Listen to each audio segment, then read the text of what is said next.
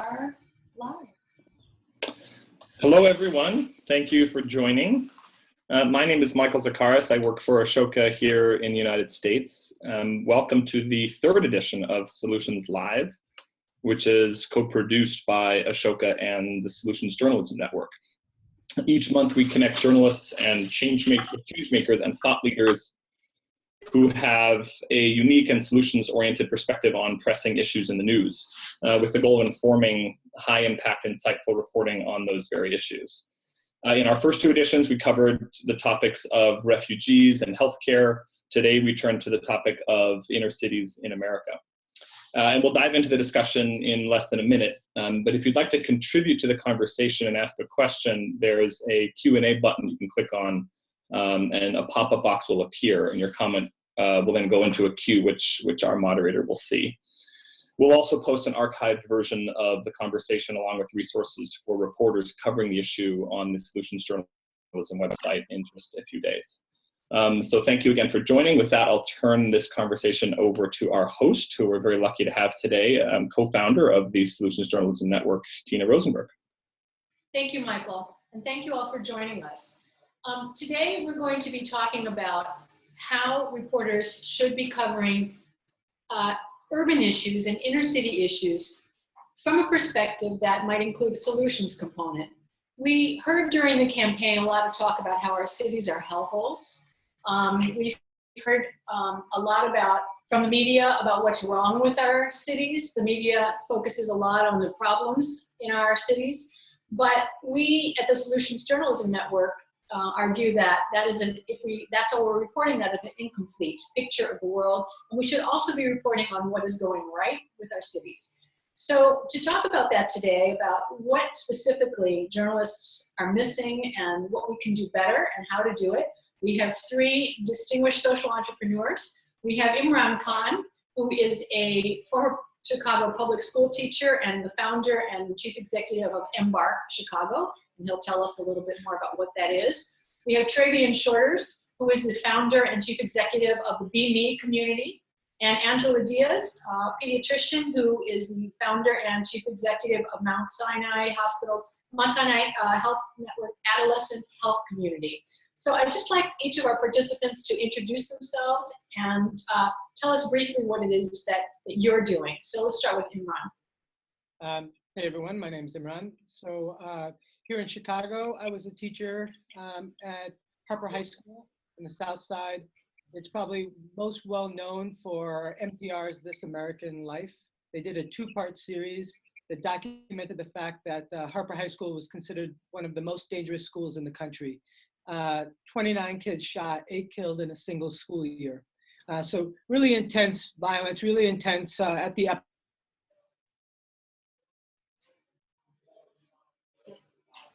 issues that we were facing and our students were facing that was perpetuating the cycles of poverty and violence were actually the fact that very few of them were able to travel beyond a 4-block radius. Many of them had never seen the lake, which was only 3 miles away, been in our fancy downtown buildings, and that isolation in itself had a lot to do with how they saw themselves, their sense of belonging, their sense of value, the sense of what could be possible, and then the action steps that are required to be able to achieve their dreams and become whatever it is they wish to be. So I started immediately as an educator to take students on journeys to restaurants, theaters, universities, businesses, and we saw an immediate spike in attendance, grades, test scores, and graduation rates. And that was the very beginning of Embark. I was continuing to work in 3 years with some co-founders of mine and grew the program to 6 schools before eventually leaving the classroom.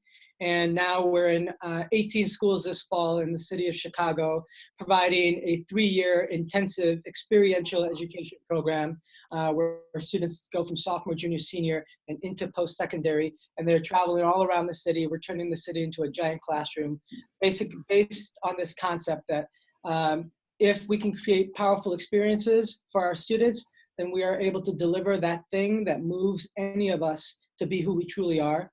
And it's all based on the most powerful learning experience that we have, and that is being able to get out in the world, see things with our real hands. So that's what we do here in the city of Chicago. Fantastic. Thank you.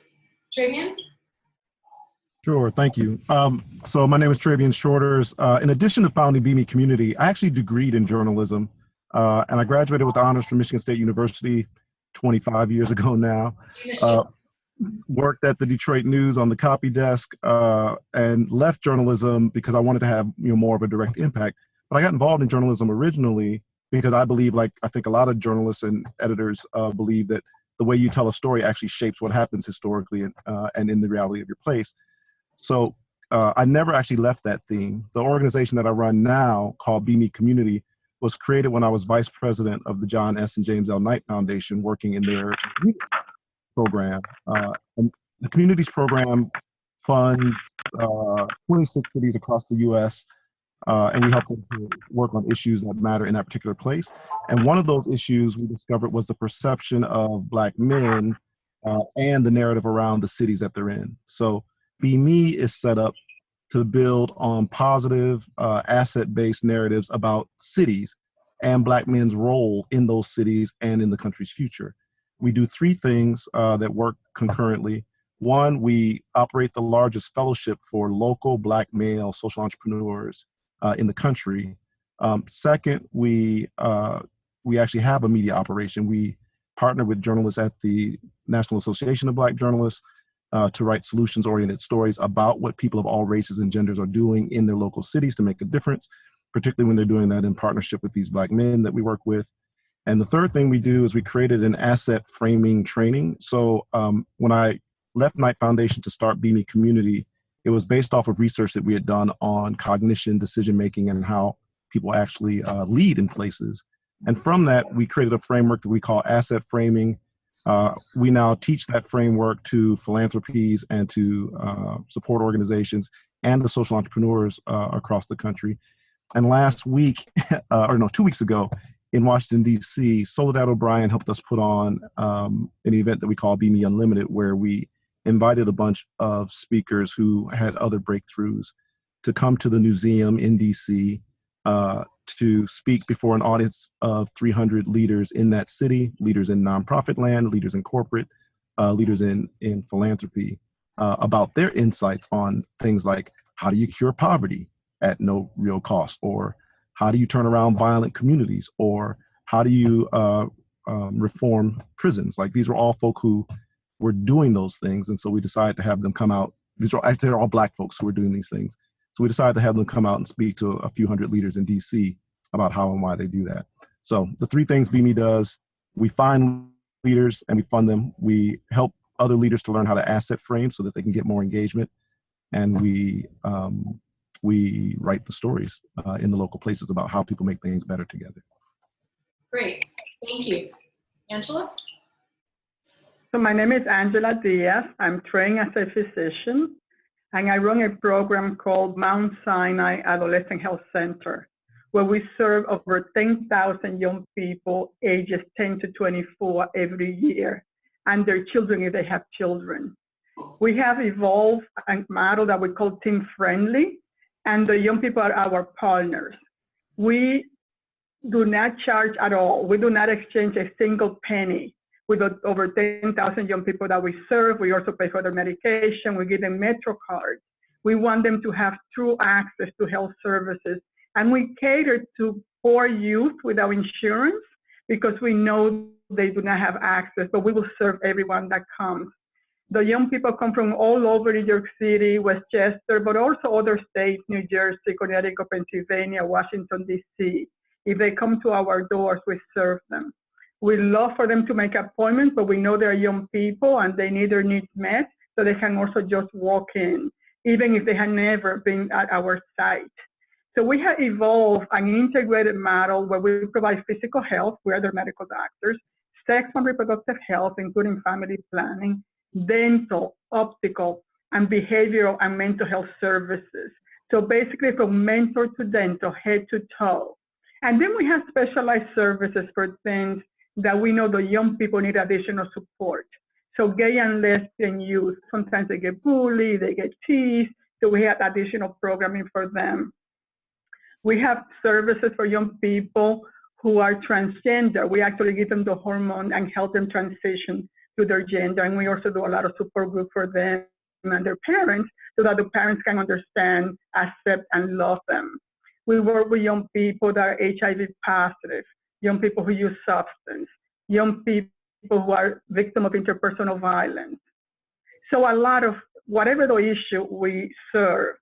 And the young people, the majority are poor, 98% are poor, urban youth.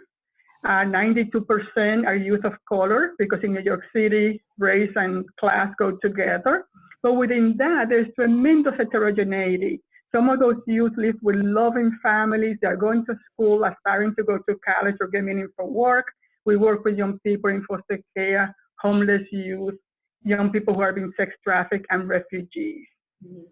Okay, thank you. So 3 very different projects, but all concerned with issues of how to help some of the people in our society who are the most marginalized and the poorest, and also those who are often covered by the media with a focus on exclusively their pathologies. What's wrong with this group? What is going badly among this group of people? So I'd like to ask each of you, and let me start with Travian, why is it important for the media to cover this group of people and what's going on in cities differently? And can you talk a little bit about your experience as a journalist and what, does that help you? Yeah, sure. I got in journalism for, I think, the same reason that a lot of people do. You want to make a difference through the stories that you tell. And I got out of journalism for the same reason that I got into it, because I couldn't, when I graduated from Michigan State, I went and worked at the Detroit News for a while on the copy desk, because I won't tell the story about how I jumped from, straight out of college to copy desk, but I was a good journalist is what I want to say in college. So, but the point is, I had an experience there where I realized that the whole disposition at the news would never serve the reason that I got involved in journalism. And I remember one of my first assignments was trying to cut a story from 15 inches to about 8 inches, because the news realized that they needed to get more Detroiters to read the paper. Like, most of the readers were in the suburbs. And of course the city was mostly black, right? And they realized they weren't doing a good job of telling stories about black folks. So they hired this kid straight out of college. And they asked me, that is. Right. Even though they had a lot of black reporters, they didn't promote those guys. They wanted to go external. I don't know if you guys had that experience in your shop, but it's interesting. But the long and short of the story is, they asked me to cut a story from 15 inches to about 8, but it was a story about a guy living under a bridge in Detroit. And what I was trying to help people understand is, Detroiters don't want to hear a story about someone living under a bridge in Detroit. They don't want to see more ruin porn, like all the stuff that makes folks who are sort of being voyeuristic about those neighborhoods and those communities. It sort of tantalizes them. But for folks who live there, it doesn't. When you describe a whole neighborhood as a dangerous place, when the 95% of the people who live there just want peace, then you're not telling an accurate story. And so I ended up working at the Points of Life Foundation and other philanthropic groups, but mostly because I still believe that the stories we tell will help create the environment that we live in and the future that we see. And factually, in journalism, there's such a bias towards the bizarre or the unusual, that when all you can tell is negative, bizarre stories about a population, then your brain has no choice but to associate everything bad with those people. And to me, it's the equivalent of if you could only be introduced as someone who used to wet the bed as a child. I mean, it's accurate in everything, but it doesn't encompass your real life experience. And I think as long as we keep telling stories that way, we're going to keep losing, interest in market share. Interesting. So, and you mentioned the way that the coverage the coverage is a feedback loop and also contributes to people's self-perceptions. Imran, can you talk about that? Why do you think it's important for journalists to cover these stories with a different lens? So I definitely agree with Travian as well. And So what I started to see was when you're in the classroom and you're teaching, you have these hundreds and hundreds of lives coming through, you recognize that because there's so few access to different models of success and different ways of living, but the biggest part is like, that's like one sense of them being unfamiliar with so many other models, but what their perspective in the world because of the isolation is, it's going to be media, it's going to be Facebook, it's going to be their friends, it's going to be the community, it's going to be the neighbors. So it turns into a big self-perpetuating cycle, right?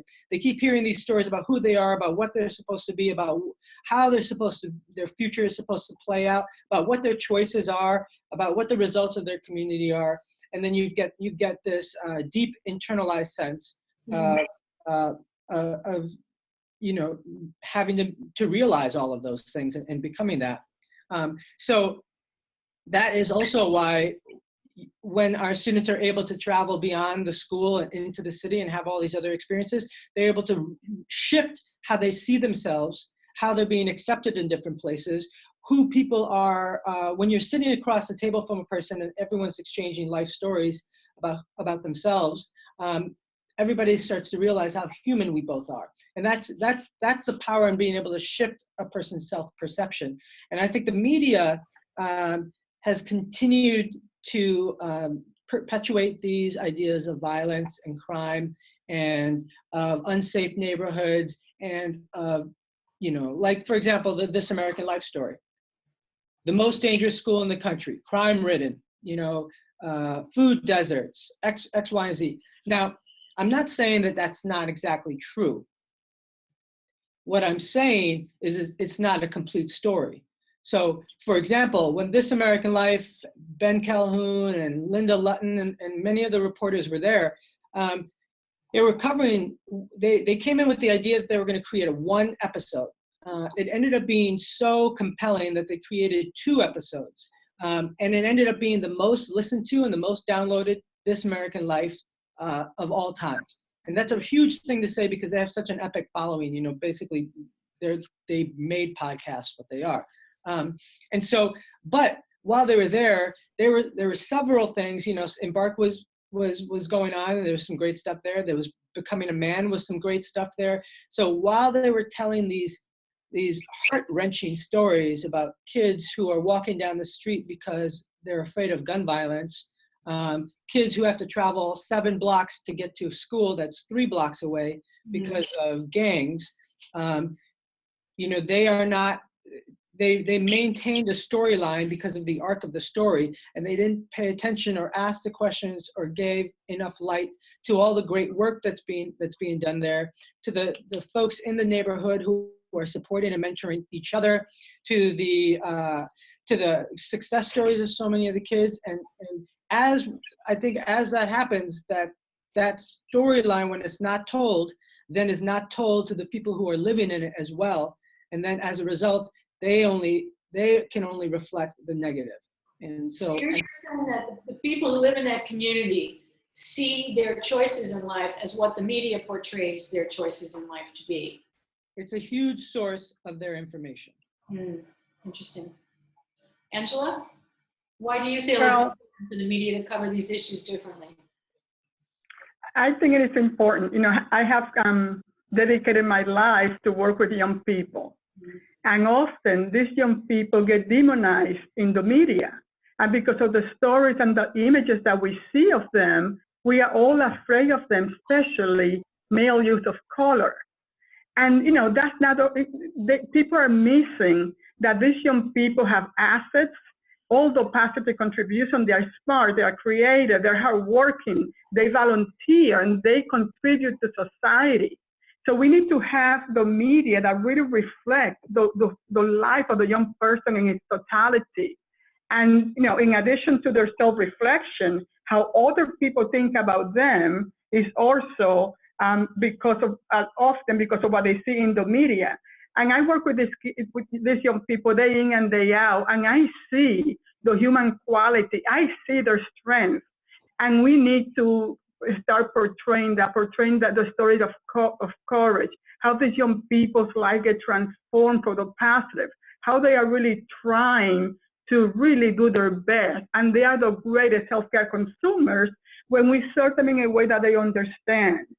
And I think it's really important. I think if, my big dream is that working with journalists and the media, we can start reshaping the images and the stories of young people so that we can really see who they are.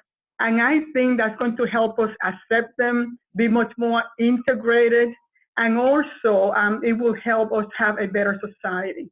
Mm. So how do the kids you work with, how do they see how the media portrays them? Do they have an opinion on how they're portrayed in the media? Well, they see that whenever they're in the media, it's about crime, it's about rape, it's about killing someone, it's about stealing. And that's not their lives. The lives are getting up, going to school, working hard. Sometimes they go to school and they have jobs. They often have chores in the family. They're helping the family. Sometimes, whether it's a single mom or a single dad or two-parent household, these kids are integral components of the family. And they really do volunteer services. So they don't see that aspect of themselves. They just see that negativity. And that's really, really bad. And, they see that as a form of racism, which it is. And that, I think, really has a negative impact in them. Young people that are victim of racism, they really get traumatized by that and sometimes internalize that. So I think it's really, really important for us to start really covering the lives of these kids from a different lens or from a more balanced lens. Let me play devil's advocate for a minute and say, from the point of view of a journalist, you're telling me that these kids have normal lives and in many ways. They get up in the morning, they go to school, they help their families. That's really not a story for a journalist. So what is there that journalists can cover? Or how do you make that the texture of people's lives into a story when the media, as Travian says, has a bias for the bizarre? But look, can I jump in on that? Because Absolutely. I really loved Angela's comment that this is a form of racism, and I'm going to connect these dots. If I'm a journalist, if I'm practicing journalism today, how can I believe that constantly denigrating groups of people is not a form of racism, right? So that's one. So clearly, if all you're going to do is tell stereotypical negative stories about people, then you are stigmatizing them, and you should not pretend like you are not. That's one. On the question of how do you deal with these issues that are actually newsworthy, the problem isn't that they shouldn't be covered, it's that they should be covered better. Like, they should be covered more completely. The idea that, someone commits a crime or something terrible happens, and that's all that goes on, is inaccurate. Usually, in response to one of these tragedies, the community does something that's very positive or supportive. Usually, like, I'll give you an example. When the riots happened in Baltimore, right? All this noise about how somehow kids had gotten this organized idea that they're just going to terrorize us, like all this, all that flaptrap blew up, right? And as the reporters were going from place to place reporting it, they got a lot of different accounts, but the only stories that were interesting were the ones that fit a narrative they already had. And the reason I know this is because following the riots, the human firewall that you saw between the police and the protesters was organized by BIMI leaders. And we have leaders on the council, and we have leaders in the churches. And so we knew that there were folks who mobilized in a really constructive way following that news incident, but that story was never told. And so when all you paint is the negative of a picture, you're not painting an accurate picture, and you're not telling the story that engages the community that they can at least feel is real. And doing it the second way, where you tell a fuller story that includes the solutions, that's not ignoring the problem, but it's telling the story in a way that people aren't being stereotyped. Right. Imran, do you have something to add? Well, I think, reporters definitely want to be able to tell compelling stories. And I think they definitely have a certain idea about what their story arc is going to be. However, I would add that a simple question, as they're going around and interviewing people and reporting folks, a simple question is, who's doing something about this well? Add a simple simple question to their reporting will allow them to just chase that lead a little bit. And, they have to be able to give their readers a benefit of the doubt. They can have a little bit of nuance. Tell your story, but add a paragraph about X, Y, and Z is working to address this issue, and they're scaling up or at whatever those stories are, because that way you can create a nuanced story there with an extra, a little bit of extra layer that will allow the reader to understand that there's challenges, but then there's also certain work that's being done about that. And who's to know? I would say that the reporter might end up having many other rich stories that they can then follow along and be able to share at later times. Well, I think that's great advice. I mean, here at the Solutions Journalism Network, one of the things that we tell people when we do workshops with journalists is ask your sources that question. Who's doing a better job with this? Because it will often lead you to new stories. But I would also add that the journalist should ask themselves a question with every story they cover. Is there a solutions angle I can add to this? So you have a reminder to broaden your perspective from just your sort of knee-jerk, I'm just going to cover the problem. And Tina, for example, just looking at the issue of people always say there is healthcare is expensive, very poor outcomes, especially for youth of color. So a program like the Mount Sinai Adolescent Health Center that serves over 10,000 young people for free have amazing outcomes. We spend less than $1,000 per young person per year for all those services that I mentioned. About 90% of our youth stay in school. And I said it's like for youth of color. So that's a solution in many ways. And those young people, many of them go on to college, sometimes 2-year college, 4-year college, and they are really amazing member of our society. So it's something that is really almost like the fabric that sustains them. It's a fabric in the community. And there are many other programs like that.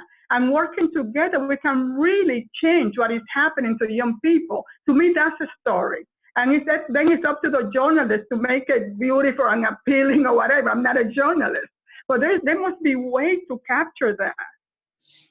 Angela, your program is extraordinary. I think anyone who looks at what's going on in New York and health and with youth has to acknowledge that what you're doing is amazing and it is a story.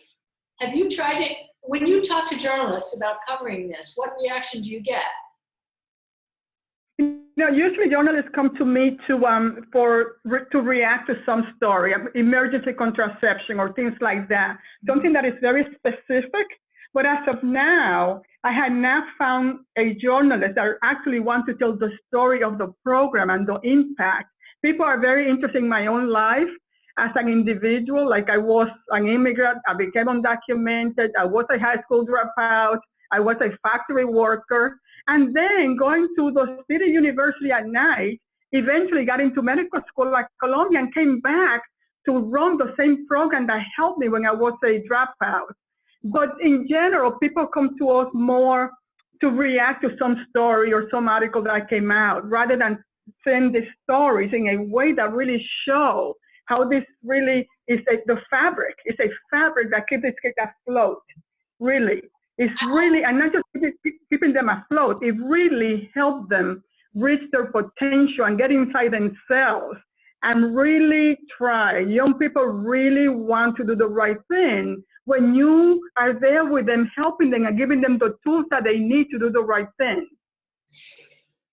I want to ask Imran or Travian if you have any advice for Angela on how, or for anyone in her position, how do you get journalists interested in doing these kinds of stories? Have you had any success with that? So one thing is, and I'm sure Travian definitely will have some great advice, but I think sometimes it seems like people are into human stories. Mm-hmm. And that's why they come to listen to your amazing story, Angela. But I think also being able to give people the access to 3 or 4 of the success stories from your program, and being able to follow those folks around, because I'm sure there are so many young individuals who have epic stories just the same. Being able to figure out how they can follow those stories around and tell those stories, I think would be a great way to highlight your work in the fabric. Yeah, Thank you. I have I guess, a less optimistic view. And it's only because of this, from the work that we do, I think the kinds of stories that include a solution actually engages readers and viewers better. So I think, sort of legacy journalism's insistence on not doing that is its own undoing. These groups like BuzzFeed and others pop up out of nowhere and start eating your lunch because people actually like a different type of story than your editors or whoever's calling the shot feels like covering. So I mentioned to you that, Be Me, we started our own media outlet because it's easier. And the funny thing is we actually supply content for some of the local press. But the point is it's easier for us to get professional journalists to run the stories that people want to read than it is to convince journalism organizations that people want to read these stories. So when it gets that kind of ridiculous, it's a wake-up call, man. Like, why are we sticking to stuff that stigmatizes? And I agree. I think there's like a lot of new ways of being able to get stories out. Medium, there's so many ways in which these things are exploding in their readership and how they're being pushed to folks. People want to hear about the issues. They want to hear about solutions. And I think that's why so many of the other outlets are still playing an old game. Yeah. I got into doing the stories this way because I felt like it was a way to reach readers and to interest readers on subjects that were considered too depressing, and offer something that people could put their arms around and say, all right, I'm going to re-engage with that because it makes me feel empowered rather than making me feel like I want to go back to bed and put the covers over my head and never engage with society. So I actually am at the point now where I can't imagine why you would choose to just report on the problem, because reporting on the solution is so much more reader friendly. Yep. And it's a good way to talk about the problems through a lens that is much more empowering. Travian, you've worked a lot with the asset framework. Can you talk a little bit about what you had said something very interesting earlier about advertising and what advertising people know?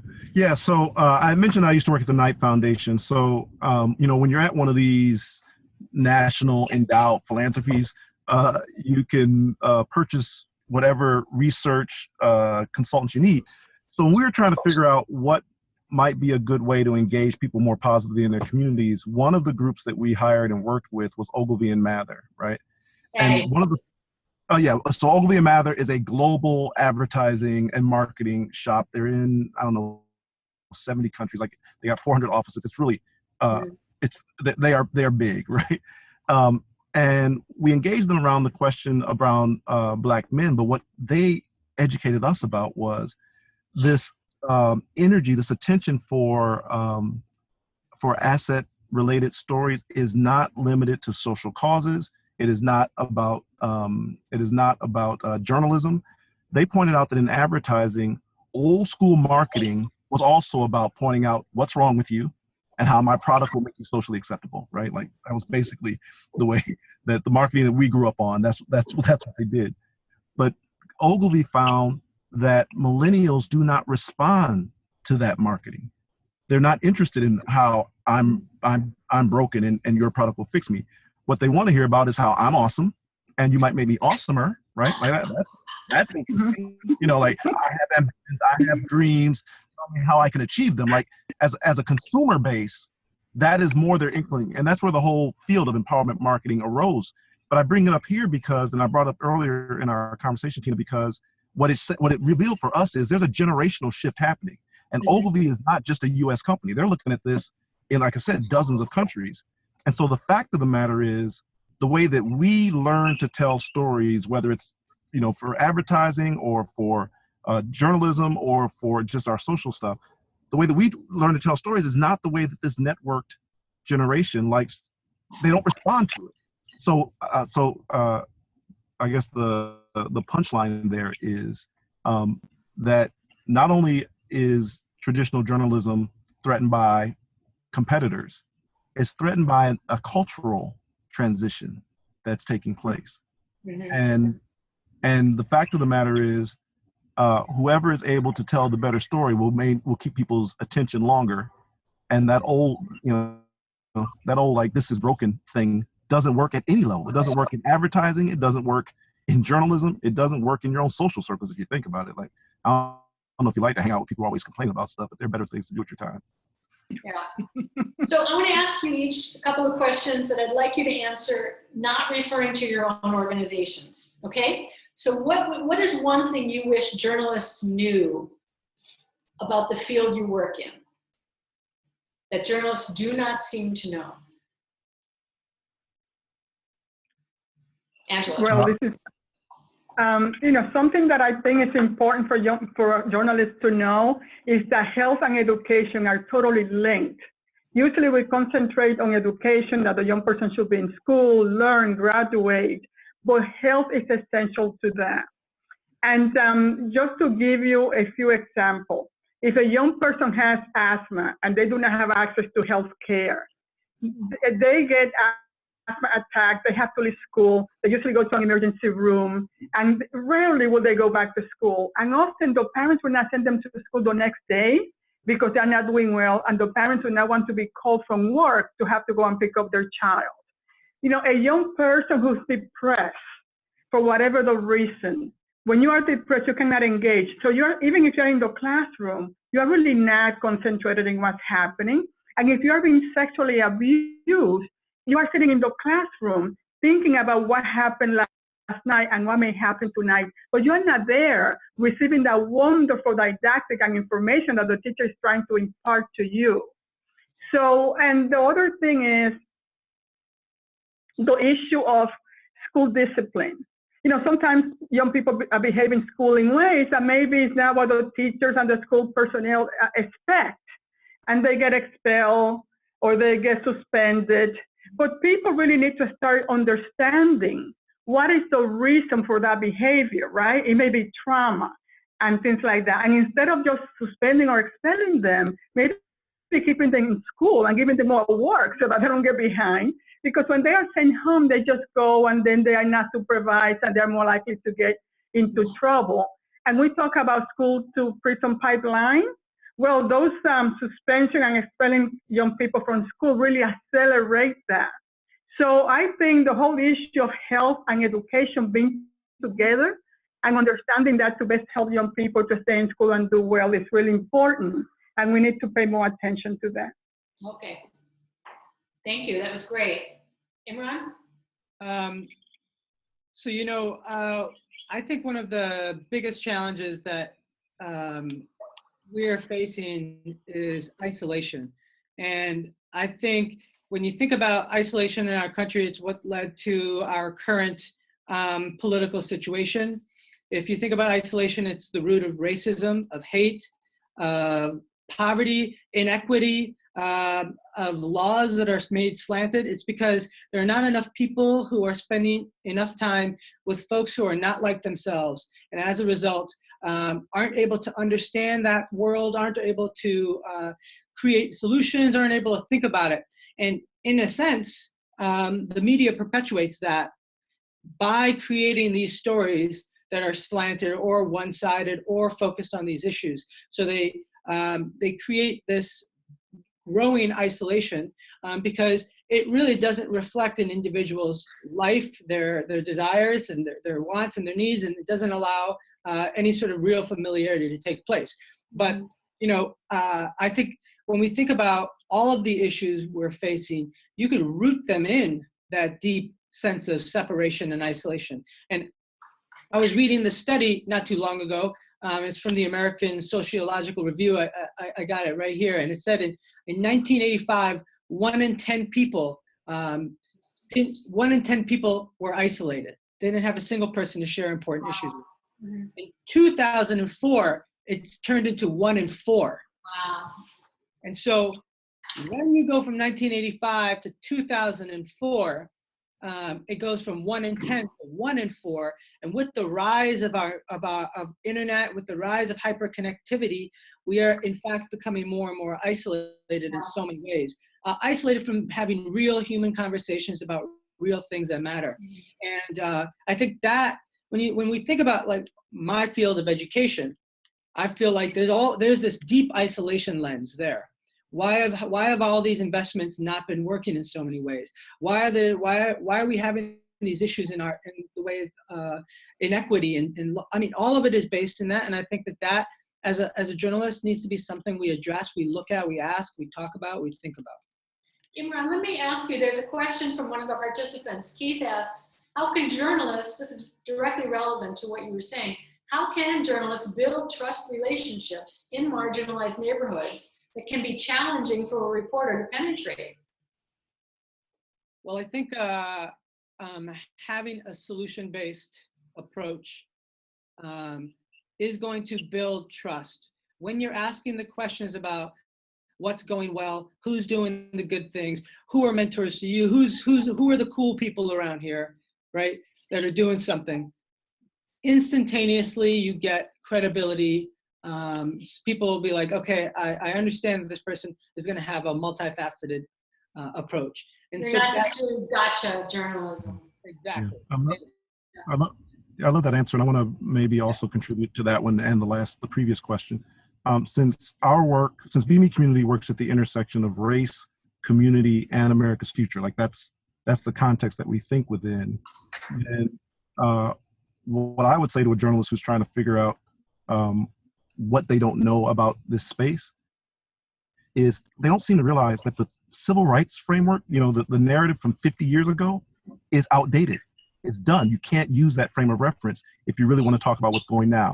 And so what that means is, instead of telling the story about how there's all this group of oppressed people who can't seem to get their shit together, instead of doing that story over and over and over again, you might want to do an accurate story. There's no reason for people to trust you if all you're going to do is tell a denigrating story about them, right? Mm-hmm. In BME, we talk about the fact that everybody has problems, but to define a people by their problems is the definition of stigmatizing them. That's what it means to stigmatize someone. And so if a journalist is going to run around with that disposition, you can expect that people aren't going to like you or trust you or want to believe anything that you say. And a very simple example of that is if you're writing a story about high school dropout, do you even include statistics about how many of the same kids actually go to college? Like, can any journalist on this call answer to me what percentage of Black or Latino children are in college or have their college degrees? Probably not. If you've written a story on poverty, can you answer for me the statistics on like what percentage of Black or Latino young people actually own businesses, right? What is the asset value of this population? If all you can do is tell their negative story, you are not telling the truth, because a half-truth, of course, is a lie. That's a really important point. And you raised something that one of our participants raised in the Q&A, which is the issue of data and its importance in getting reporters and editors involved in reporting about nonprofits and their work. So data in addition to human stories. What do you all think of that? Is that a way to reach reporters, do you think? I definitely, I'll just jump off. I definitely believe it is, but I believe it in this specific way. Like, again, and by the way, this isn't limited to just journalists. I've worked with a lot of progressives who can't answer those same questions. They spend all their lives working on education, but can't tell you what percentage of kids are succeeding at it, right? That kind of stuff. So yes, I think data matters. And one of the really interesting things to me, for instance, is Black and brown kids tend to be the face of poverty in America. Mm-hmm. When if you're Hispanic, well, 2/3 of America's poor are not Hispanic. Or if you're Black, 2/3 of America's poor are not Black, right? So how do you then come to be the face of this, right? And the only data-driven answer I've ever heard that made any kind of sense is that poverty rates are so much higher, if you're Black, like the rate of poverty is so much higher. Mm-hmm. And so I try to apply that same rule, and I say, well, the rates of Black men enlisting in the military is the highest rate in the country. So why then aren't we the face of patriotism? I mean, if we're talking about rates, mm-hmm. But what happens is we have this perception in our mind that if it's negative, it's brown, and if it's positive, it's white. And even when we deal with solutions to problems that brown people face, we turn to white people's to the solution. Like, you just got to stop that racist practice, period. So I think that data is important. And then with the human element, that combination is really, really key. And also, when you have like inequities, the whole social determinant of health, and inequity, people tend to blame the victim. And what I mean by that, for example, if you just look at teen pregnancy, people think there is something wrong or something genetic about Black and brown kids getting pregnant, when it is really the result of social, political, economic factors. For example, young Latina and white adolescent, they have very similar rates of sexual activity. Yet, the outcome of that activity is so much negative for Latina, the high rates of teen pregnancy, much higher. And why is that? Well, the Latina is more likely to not have access to high quality sexuality education in school. They are more likely to not be insured. They are more likely not to have access to services. They are more likely not to have access to the tools, to the family planning that they need to prevent their pregnancies. So there's nothing inherently wrong with these young people. It's more the context and the fact that not everyone have equal access to the assets of the country. That's a really important point.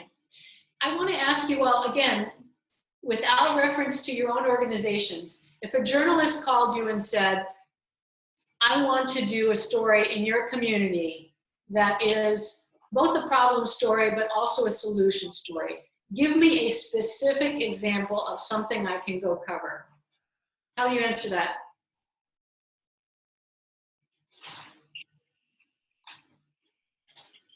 I will say, like, you know, the issue of sexual violence, like sex trafficking.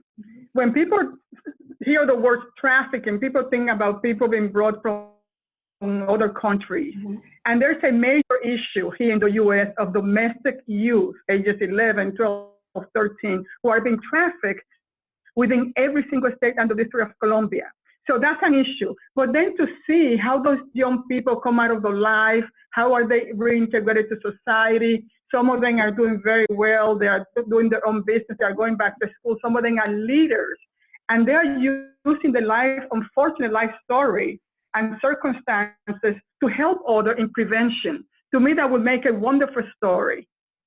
Yeah, I would toss in, you know, if you care about issues of poverty, for instance, asset-related solutions to poverty is, I think, a great story. Like the fact that in like a lot of, well, actually in the country, African Americans have been creating businesses at a rate that's growing at more than twice the national average. And it's been growing at that rate for more than a decade, right? So if you're trying to figure out how we might address some poverty issues, you might look at what happens when someone who's been a sole proprietor is able to actually employ someone, right? And the residual effects of having an additional employee, all the things that does for community stability.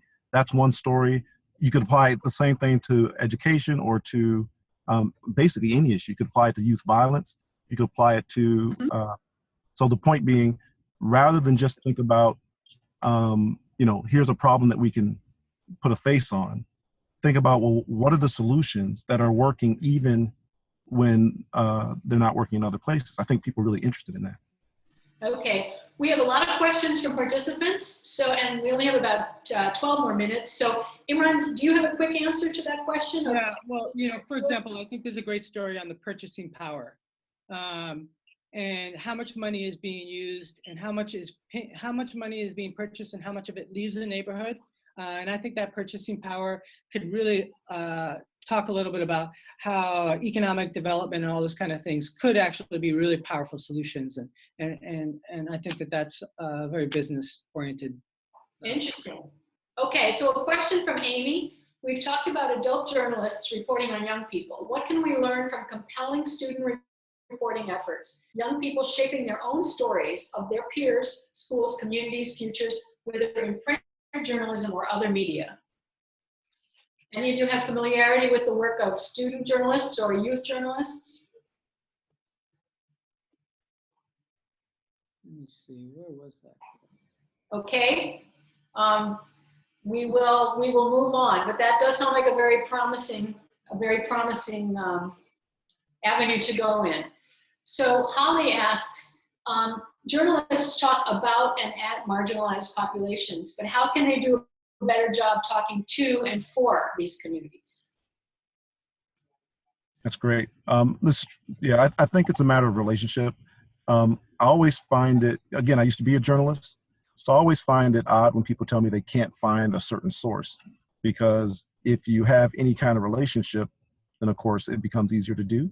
So I do think if you're working with a print operation, if you don't have a blog or you don't have some sort of setup where people can interact with you easily, then of course you want to start some sort of Twitter relationship, or if you can do comments on your own publication, invite people. Do two things. One, if you can, respond to people who are making comments, not necessarily in the post, but basically you have to start some dialogue. And if you can't do that, then the other thing that you can do is if you've done a story in the past on someone who is a solutions person, usually that person has relationships and they're trusted. So you can go back to that person, right? And they can either introduce you in a different way in the community, or they can connect you to someone who can speak to you in a different way. But you can't just be the person who shows up, says something insulting, and then walks away. I also think like nonprofits, schools, churches, and community organizations are great sources. We're all working together and all know each other, and we're like, in a big way, have a lot of our friends and have a lot of stories that we're able to source and share with people. These are great places to be able to grab great stories. Especially any school will have multiple community organizations that are working in there, and I think a lot of them are interested in being able to tell positive stories. And I think that's how you can tell a story for a community and something that will benefit the community themselves, because everyone's trying to get the story out about the services that they're providing, even to the community they're in. In every neighborhood, you have anchor organizations that are trusted. You have leaders who are trusted. And these people can serve as a bridge. And they know what is happening. They have the pulse of the neighborhood. And if they're trusted and they're introducing you, then you're much more likely to be accepted and to get a story. But the story has to be balanced. So, I know that a lot of journalists are afraid to do stories of this kind because they don't want to be seen as being advocates. And to me, it's a misconception. They say, I'm a real journalist if I'm reporting on problems, but if I'm reporting on solutions, I look like I'm advocating for that solution, or I'm doing public relations for that solution. How do you think you could, how do you solve that problem, do you think?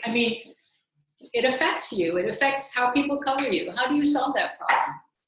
I think it gets back to the nuances, right? Tell the stories, but have part of the story addressing solutions and attempts. It doesn't have to be working all the time necessarily. It has to be like working on a smaller scale and has a potential to be something great. Like that, like people need the seeds of hope. And that way, multiple people will be able to see these solutions. They'll be able to think about their investments. They'll be able to think about how they invest in different social services, or how they think about laws and taxation, and how they think about solutions. And that's really, you're really just planting a lot of the seeds, and so that people can understand who's doing what.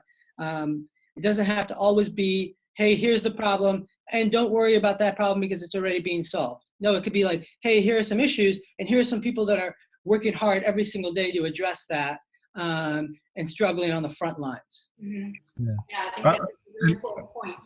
You don't want to present it as the solution, because it isn't, first of all, and because that makes you look like an advocate. But you just say, here's what people are doing to try and solve this problem, and we're going to report on that. Not celebrate it, but report on that. Yeah. Travian, Yeah. No, I was just going to add that I think, again, it's a misperception to think that if you talk about a solution, you're somehow advocating. But just let's take that at face value.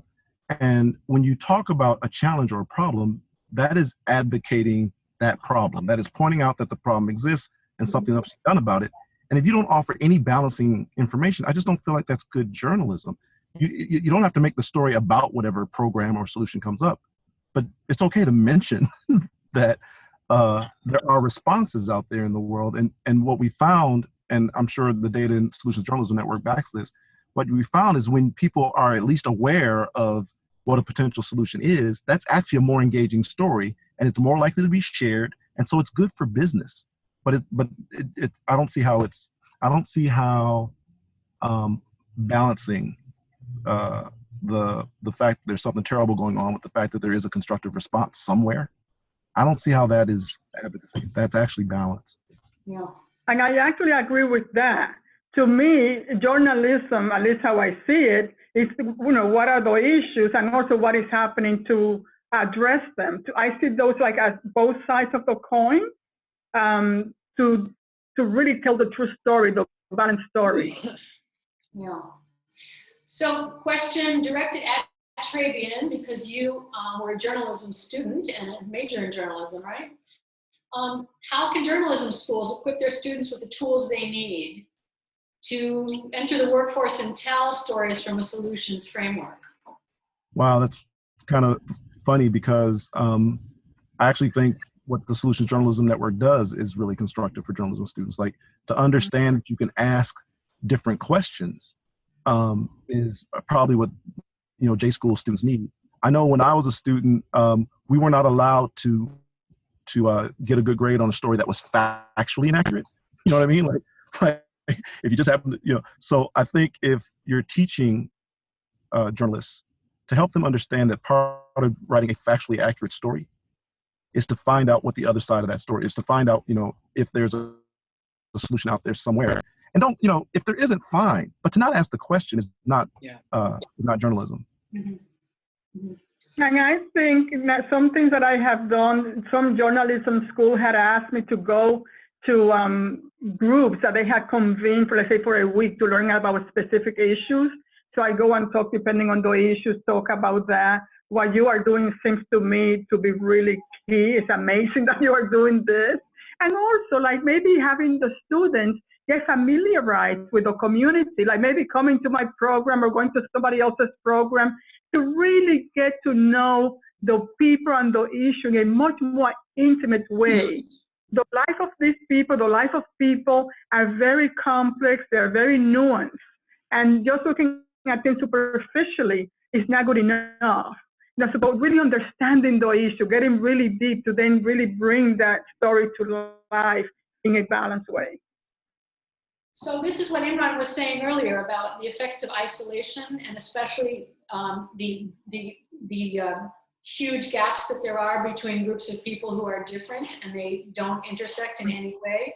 I mean, you were saying how that impacts the life of the young people you work with, but what you're saying, Angela, it also works the other way around. That isolation is keeping journalists from taking a larger view and seeing these stories as fuller and more complex and nuanced. So another question, and I think this is maybe our last one because we are about to wrap up. What is holding back more extensive reporting on the outcomes of the programs that you're involved with? Why aren't journalists interested in good outcomes and outcomes at all, perhaps? I think sensationalism sells. I think being the most dangerous school in the country sells. I think 29 kids shot, 8 killed in a single school. Those lines sell. I think, and traditionally those lines have sold. And I think in many ways, because we're still using many of the same news outlets, we're still thinking about things in a very traditional way, and we're not thinking about Medium, who's constantly like putting out articles in which people are trying to do self-improvement, all these kind of things, and learn about more interesting stuff. Because we're thinking about things in such an old paradigm, we're constantly feeding the lions the same old, in the same old traditional way. So I think one solution is to think about how we challenge the kind of stories, where those stories will go, how those get in front of the people, and where the demand is. Yeah. I mean, go ahead, Travian. Oh no, I was going to say I was nodding my head, because I feel like Imran really nailed it. And my only addition to it is I think whoever is running these larger media shops just hasn't caught up to the time. And it's funny because they continue to lose market share, right? But just won't catch on to the fact that what you need to do now is respond to your market now. And your market is not in this denigrating narrative. You're gonna have to start doing the same things that attract these eyes in advertising and all other form of marketing. But I also think that the not-for-profit also may not have the staff to really get to know the journalists, to be in communication with them, to let them know even what you do. And that's also important. So I think we also, you know, and sometimes it's expensive to staff it when you're trying to save lives in any way, whether it's as an educator or in a clinic. So also, I think like with us, we can do a better job at making sure that we have a connection with the journalists and that they know all the expertise that we have, and to have a much more proactive, maybe media plan, rather than just reacting to whatever story. Thank you. Well, that's the last word. I'd like to thank our participants, Travian Shorters from the BME community, Imran Khan from Embark Chicago, and Angela Diaz from the Adolescent Health Center or Clinic, which? Mount Sinai Adolescent Health Center. Center, okay. So this has been a fascinating discussion. So, and I've learned a lot, and I hope that our participants have too. So thank you all very much for spending the time with us. Thank you. Thanks so Yes. much for the opportunity. Thank you all.